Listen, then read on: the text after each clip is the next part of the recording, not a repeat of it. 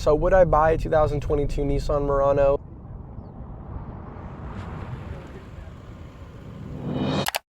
Today we're checking out the 2022 Nissan Murano S front-wheel drive. So this is the base front-wheel drive, basically the most base Nissan Murano you can buy.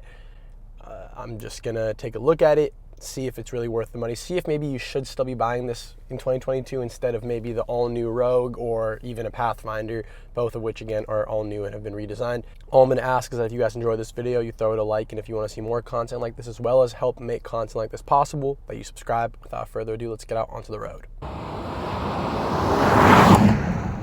We're gonna just start this video off with a hard launch off this light. We're just in drive, waiting for the light to turn green, and here it goes, foot all the way down, a little front wheel spin, then not really too much power, simulated shift, there's 60. Okay, so this powertrain is a little bit lackluster. This isn't some sort of luxury car or any sort of high-end car. Obviously this is a Nissan at the end of the day, it's more of a budget or economy car, but the Murano is meant to be a little bit nicer than your basic economy budget car. And when I'm starting to compare it now to the likes of a Tiguan, you start noticing some of those deficiencies. So this is a 3.5 liter naturally aspirated V6 motor, producing 260 horsepower and 240 pound-feet of torque. So not the most, again, amazing numbers. Actually more than, I think, the Tiguan, certainly in the horsepower department. But it's all powered through a CVT. In this case, it's front-wheel drive, which, again, to be expected. But the CVT, I mean, any CVT kind of sucks, and this is no exception.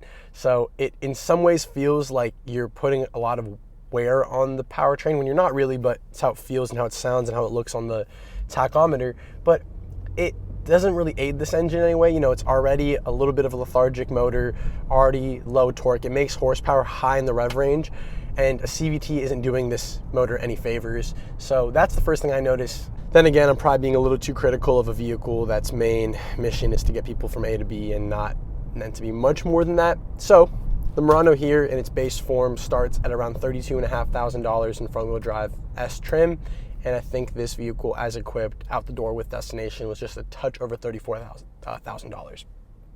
So actually not all too expensive considering today's market and considering just how expensive the average new car is. I think it's just eclipsed $40,000 last year.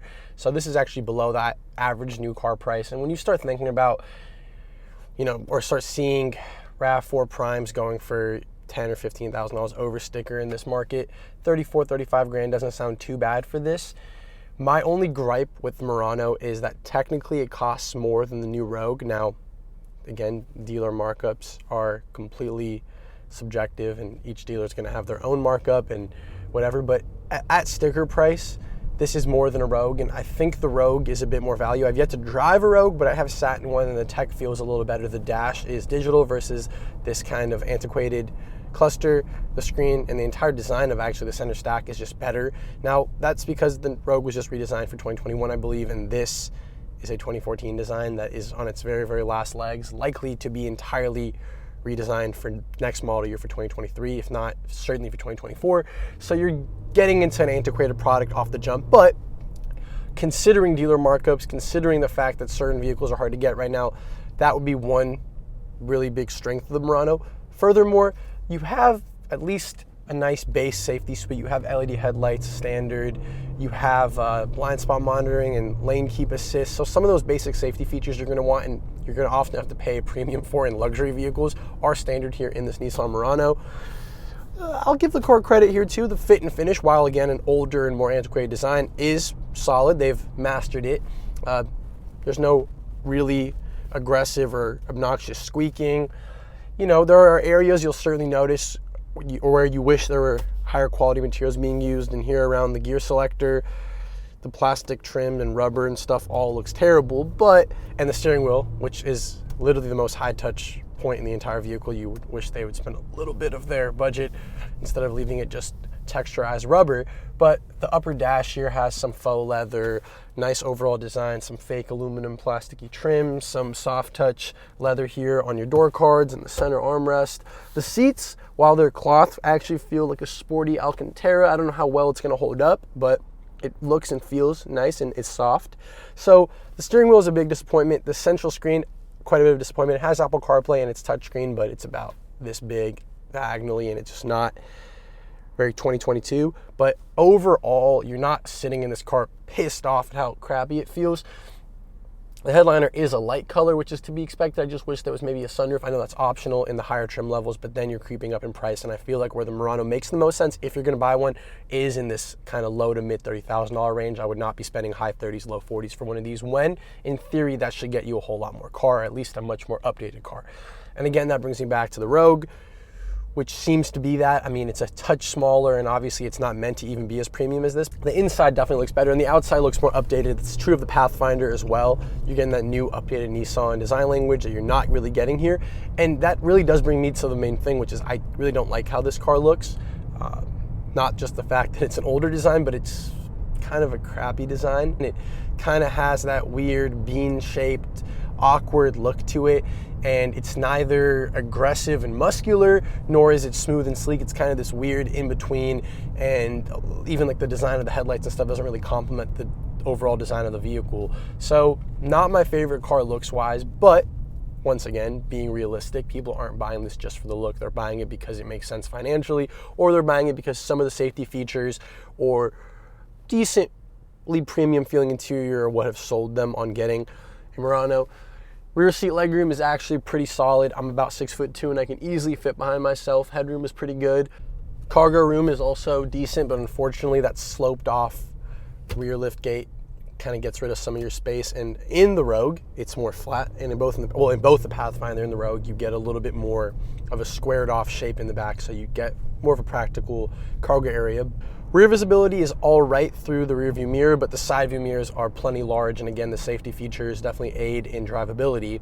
You know, here in kind of semi-traffic, going only up to about 30, 35 miles an hour, this is super comfortable, and I totally see its appeal. I don't think this is the kind of car that evokes any sort of passion or any sort of love and theater, but it's certainly the kind of vehicle that somebody who doesn't want to spend a whole ton for a brand new, small, semi-nice SUV is going to enjoy spending time in. I think it's just the lack of modern or updated tech and the slightly ugly look that doesn't really help. The lethargic power plant I can get over. It's the other stuff, and I think when I get into some of this vehicle's competition, the new Mazdas, VWs certainly, even the new Hondas and Toyotas, they maybe just ever so slightly feel more updated or offer a lower price point. So one way or another, you're getting something that I feel like you're not really getting in the Nissan Murano. Let's jump into a quick little tall boy test.